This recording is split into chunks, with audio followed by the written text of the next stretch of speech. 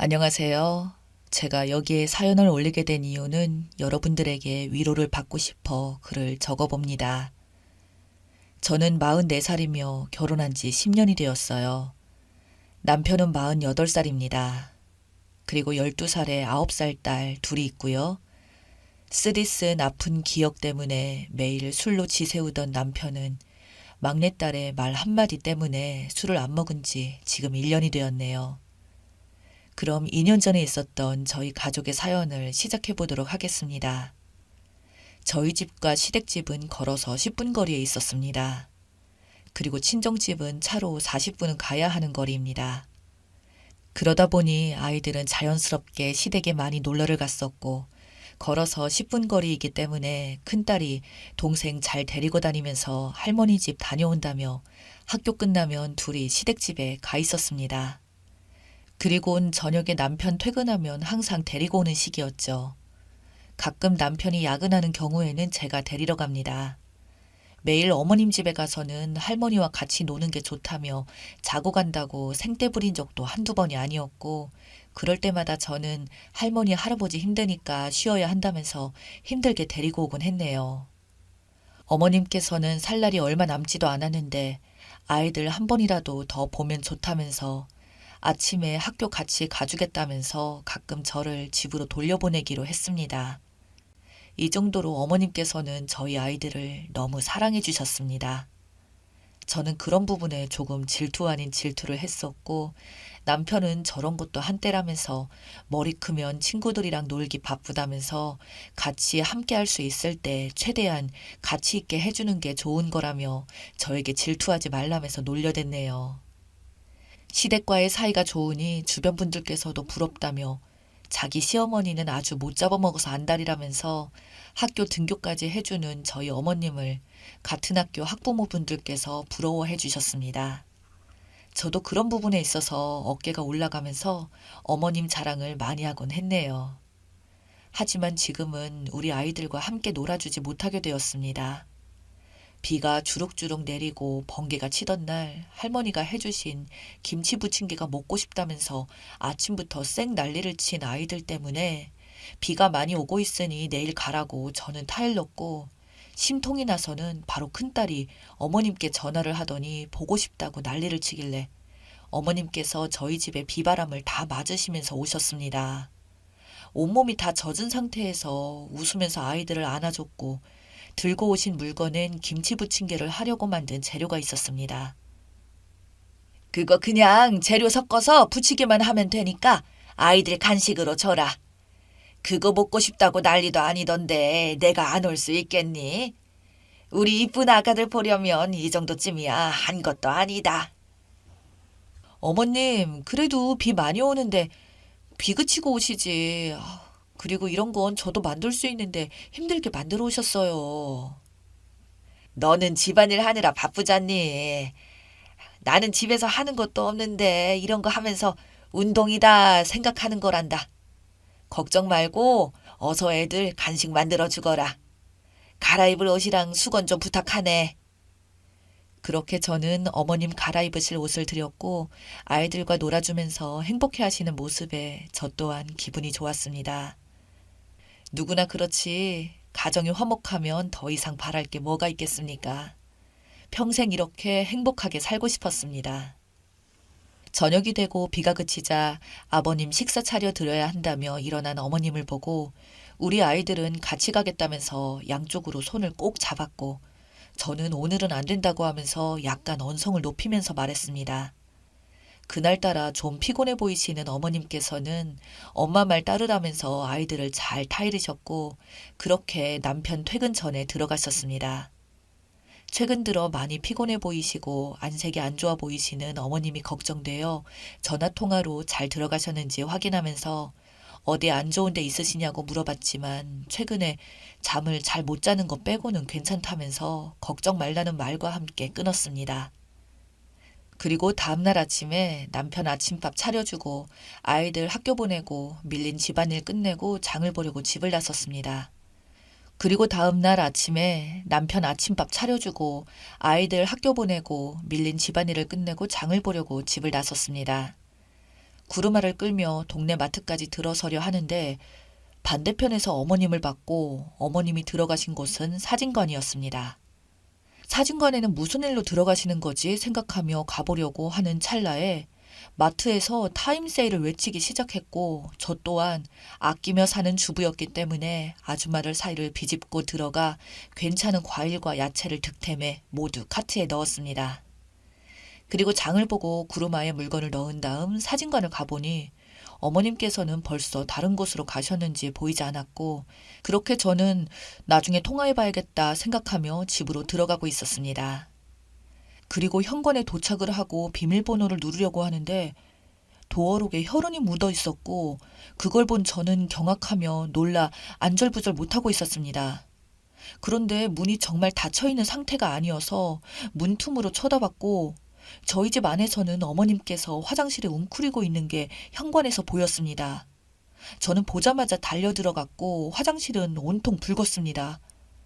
어머님 왜 이러세요? 갑자기 이게 무슨 일이에요? 어디 다치신 거예요? 어머님 정신을 차려보세요. 뭘 그리 호들갑이냐. 그냥 피곤해서 그런 거지. 너무 신경 쓰지 말거라. 너희 집에 비밀번호 함부로 누르고 들어와서 미안하구나. 잠시 너희 집에서 누워있다 가야겠다. 남은 여보로 좀 줄 수 있겠니? 봉지도 좀 주거라. 옷 챙겨가야 되니까. 어머님 아무래도 병원에 가봐야 할 것 같아요. 일단 남편에게 전화할게요. 예, 그러지 말래도 괜찮다니까. 뭘 그렇게 난리냐. 빨리 옷 좀 주거라. 눕고 싶구나. 그렇게 어머님께서 다그치시자 저는 어쩔 수 없이 갈아입을 옷을 드렸고 검은 봉지에 어머님의 옷을 넣어드렸습니다. 힘들게 일어나서서는 작은 방에 누우셔서 미동조차 없이 가만히 계셨고 저는 너무 많은 생각과 동시에 걱정이 돼서 옆에서 자리를 지키고 있었습니다. 그리고 1시간 정도 돼서 힘겹게 몸을 일으켜 세우시더니 저에게 하시는 말씀에 눈물을 흘리고 말았습니다. 어미야, 내가 미안하구나. 이런 모습이나 보이고. 나이 먹으니 이제 정말 갈 때가 된 것 같구나. 그게 무슨 말씀이세요? 가긴 어딜 간다고 하시는 거예요. 당장 병원 가서 치료 받아요. 제발요. 살 날 얼마나 남았다고. 그냥 병원 가서 좋아질 것 하나 없다. 그렇지 않아도 네 시아버지랑 저번에 갔다 왔다. 그래요?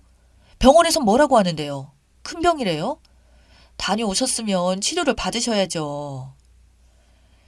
병원에서는 이미 늦었다고 하더라고. 위암 말기란다. 마음에 준비하라고 하더구나. 그래서 아까 사진관도 다녀왔다. 다음 주에 나온다던데 잘 나왔으면 좋겠네. 뭐라고요? 위암 말기라고요? 그런데 왜 이런 얘기를 이제 하는 건데요? 아버님도 알고 계셨으면서 이런 일을 모른 척 하셨다는 거예요? 정말 너무하네요. 우린 한 가족이잖아요. 지금 당장 병원 가는 걸로 해요. 병원에서 더 이상 손 쓸 수도 없다고 하는데 뭘 병원에 간다고 하니. 그리고 내가 너한테 알리지 말라고 말했다. 좋을 거 하나 없는데 뭐하러 말하니. 어차피 세월 지나면 모두 다 가는 인생 좀 일찍 떠난다 생각하면 되는 거지. 호들갑 그만 떨어라. 이제 시험이 가야겠다. 절대 우리 아들한테는 말하지 말거라. 알겠니? 특히 아이들한테는 더욱더 말하면 안 된다. 그리고는 힘겹게 일어나셔서 집으로 가신다면서 나가셨습니다. 집까지 같이 가드린다고 했지만 아이들 올 시간이고 남편 퇴근하면 저녁 준비도 해야 하니 나오지 말라는 말과 함께 엘리베이터를 타고 내려가셨습니다. 그렇게 저 혼자 손으로 얼굴을 가리며 펑펑 울었고 계속해서 진정이 되지 않은 상태에서 큰딸에게 전화가 왔습니다. 큰딸은 학교에서 나오면서 할머니 만났다면서 할머니 집에 들어가서 놀겠다며 저에게 허락을 받으려 하길래 할머니 몸이 많이 안 좋으니 오늘 말고 다음에 가라고 말했지만 제 말은 귓등으로 듣고 끊어버렸습니다. 저는 순간 화가 치밀어 올랐고 아이를 데리러 나갔는데 벌써 한참 멀리 가버린 아이들에게 소리치며 빨리 오라고 했지만 제 말이 들리지 않는지 양쪽에 큰딸과 작은딸이 손을 잡고 어머님 집에 가고 있었습니다.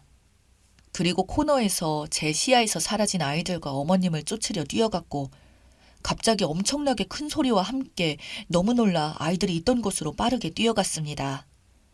그리고 보게 된 충격적인 장면에 주저앉았고 숨을 쉴 수가 없었습니다.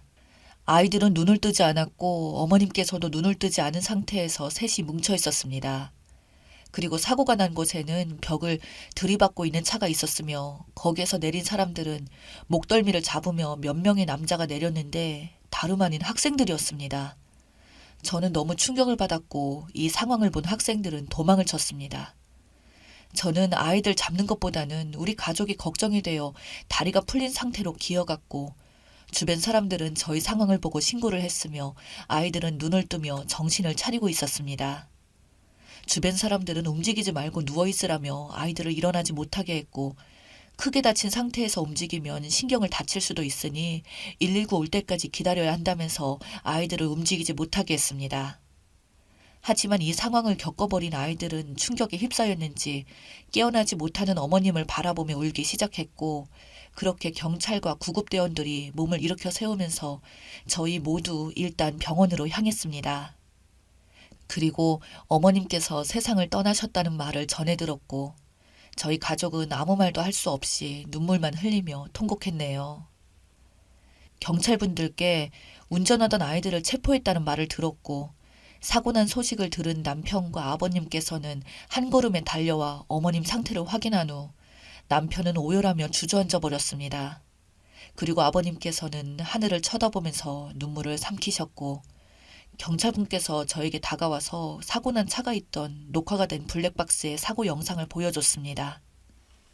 어머님께서는 달려오는 차를 보고 온 아이들을 끌어안으셨고 그렇게 뒤에서 들이받은 차로 인해 튕겨져 나가면서까지 손을 놓지 않고 아이들을 붙잡고 있던 블랙박스 영상에 정신을 차릴 수 없을 정도로 땅을 치며 눈물을 흘렸습니다. 사고를 낸 아이들은 학생이라는 명분 때문에 제대로 된 처벌을 받을 수 없었고 그저 부모님들만 오셔서는 죄송하다는 말뿐이었습니다. 그렇게 갑작스럽게 세상을 떠나버리신 어머님 때문에 남편은 매일같이 술을 마시며 영정사진을 끌어안은 채 거의 인생을 포기한 사람처럼 지내게 되었습니다.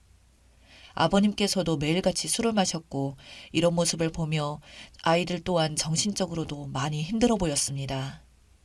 그런데 당시 8살이었던 막내딸이 남편에게 할머니가 하늘에서 이런 모습 보면 좋아하지 않으실 거라고 우리 이렇게 그냥 놔두면 할머니 슬퍼할 거라는 말을 하면서 남편은 딸의 한마디 말에 아빠가 미안하다면서 아이들을 끌어안으며 그때 이후로 술을 입에 대지 않게 되었네요.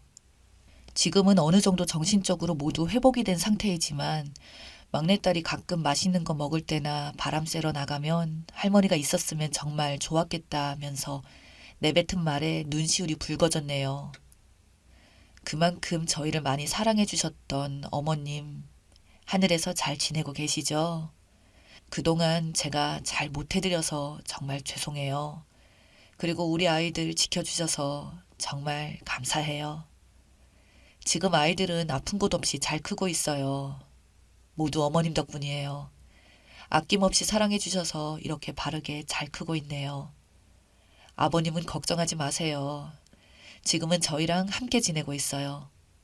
언제나 저희의 나무가 되어주신 어머니, 그동안 저희 가족에게 아낌없이 사랑해 주셔서 정말 감사했습니다. 이제는 하늘에서 편히 쉬세요. 사랑합니다.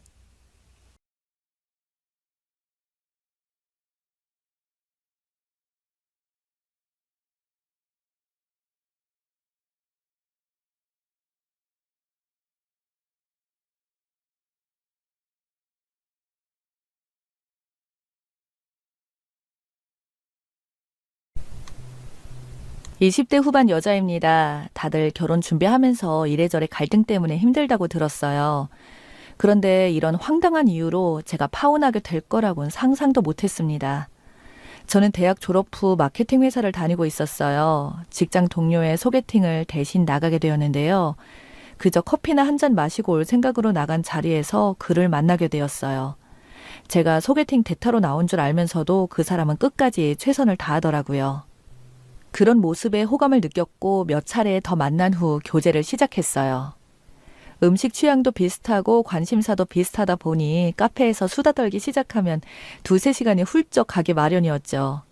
이 남자와 결혼하면 적어도 심심하진 않겠다는 생각이 들었어요.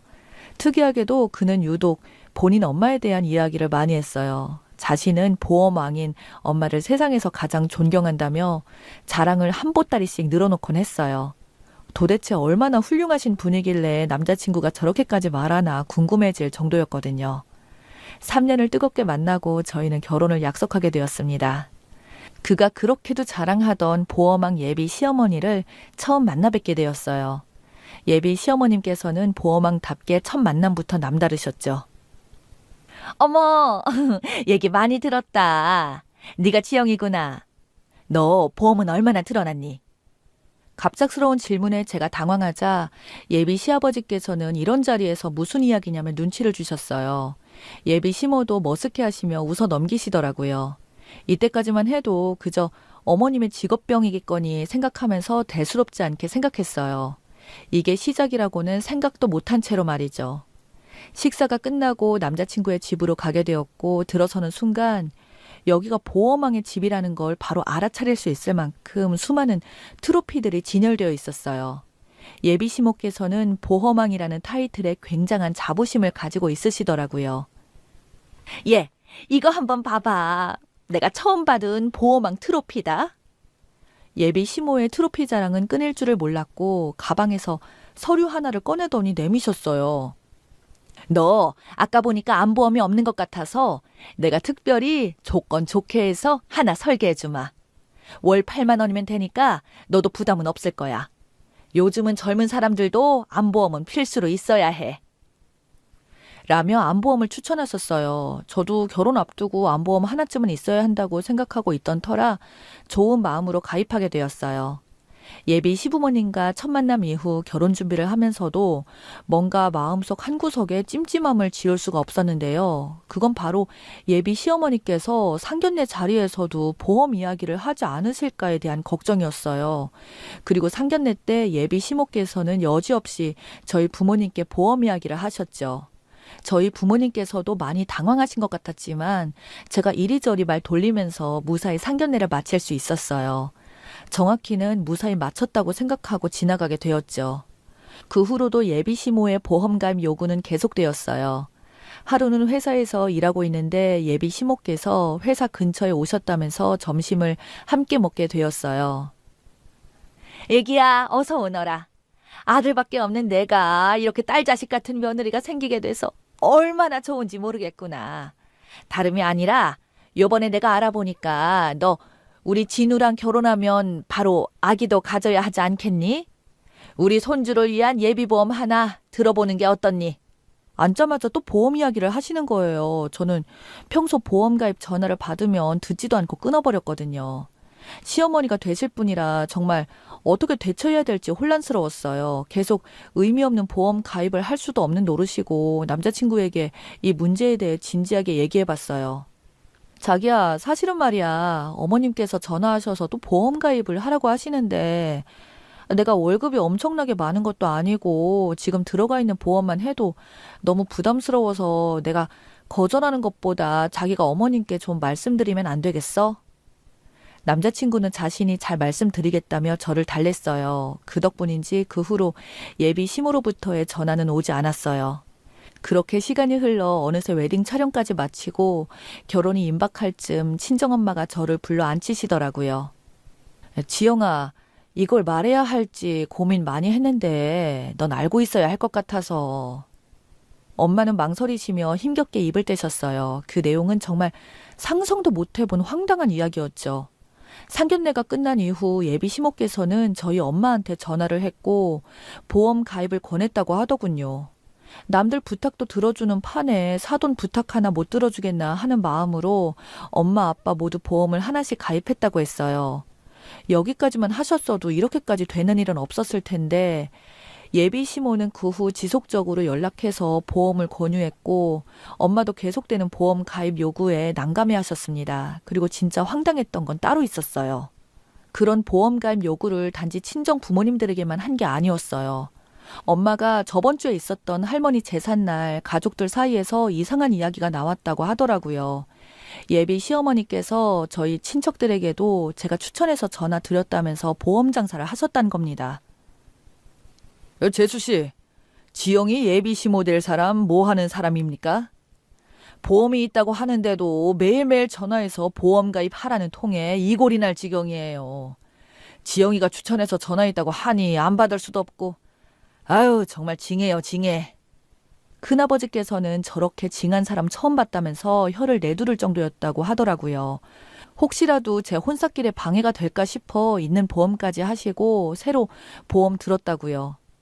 큰아버지뿐만 아니라 고모, 삼촌, 심지어 제 사촌 오빠, 동생들에게까지 전화해서 가입 권유를 한다고 하니 도대체 저희 친척들 번호는 어떻게 알고 전화를 한 건지, 아무리 그래도 아직 예비 며느리의 얼굴도 본 적 없는 친척들에게까지 전화해서 보험을 파는 예비 시모의 모습에 정말 정이 딱 떨어지더라고요.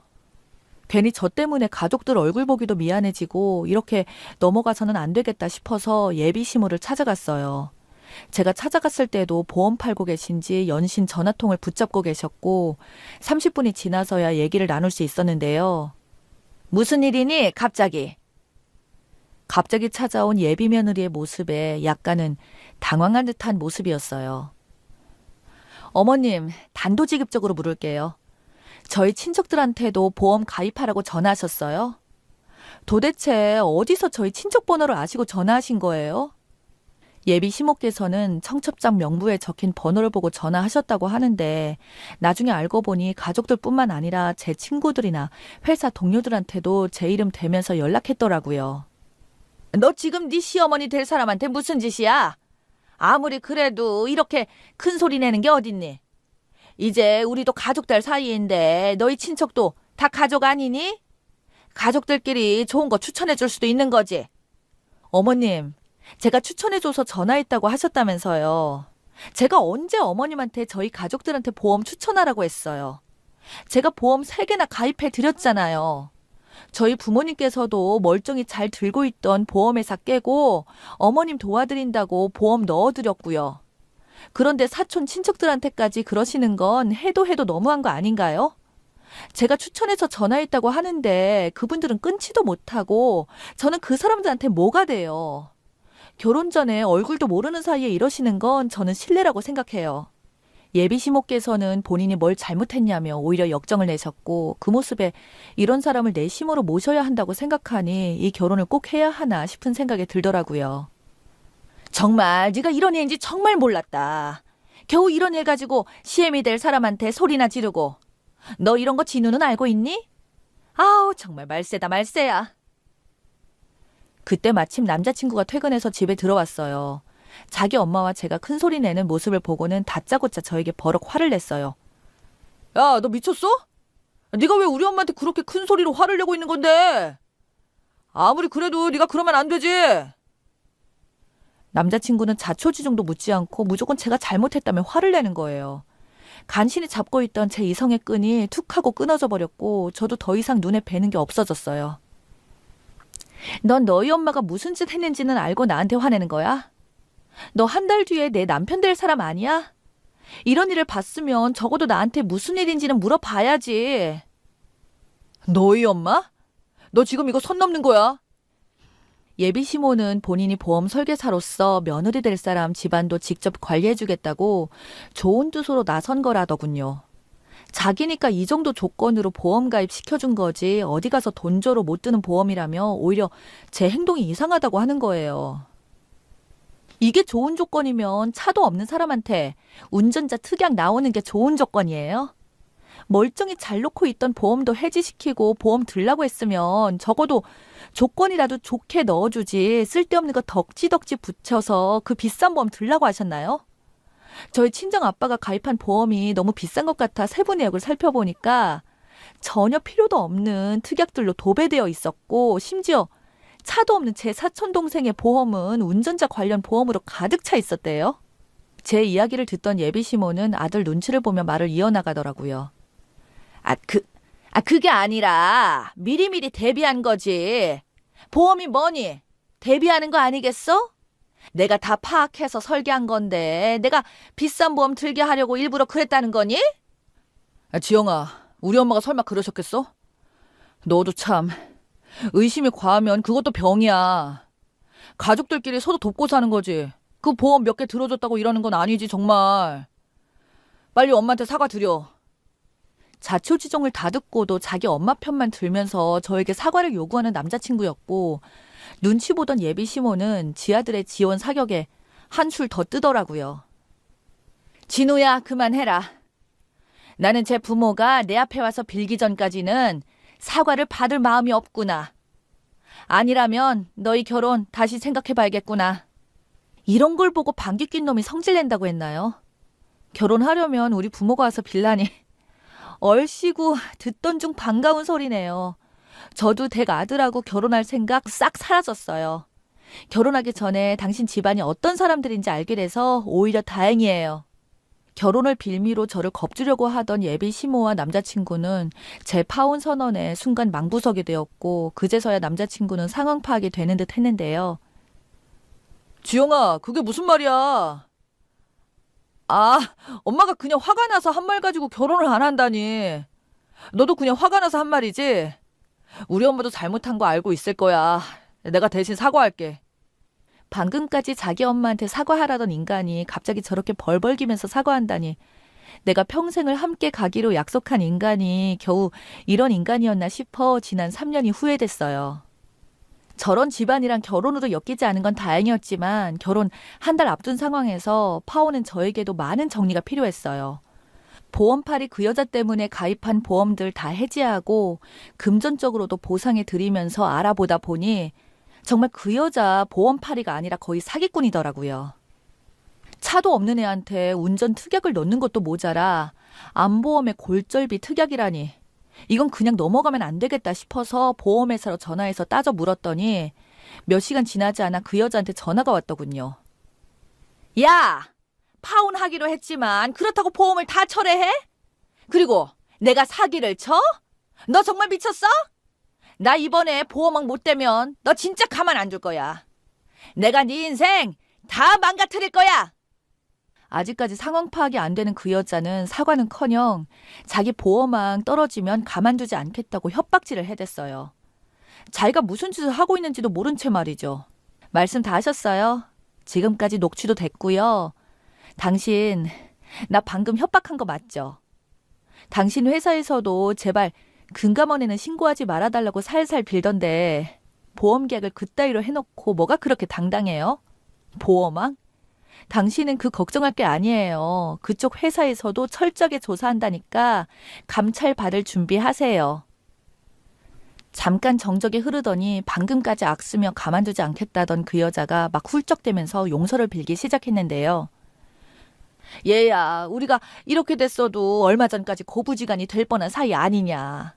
이렇게까지 해야 되겠니? 내가 다 잘못했다. 내가 꾸르라면 너 찾아가서 무릎이라로 꾸르마.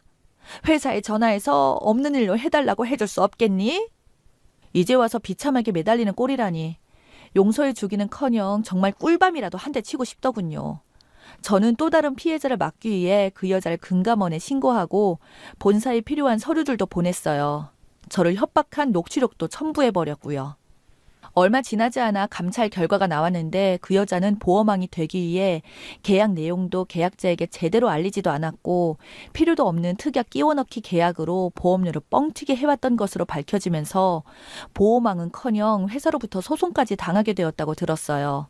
제 협박건에 대해서는 제가 합의해주지 않았거든요.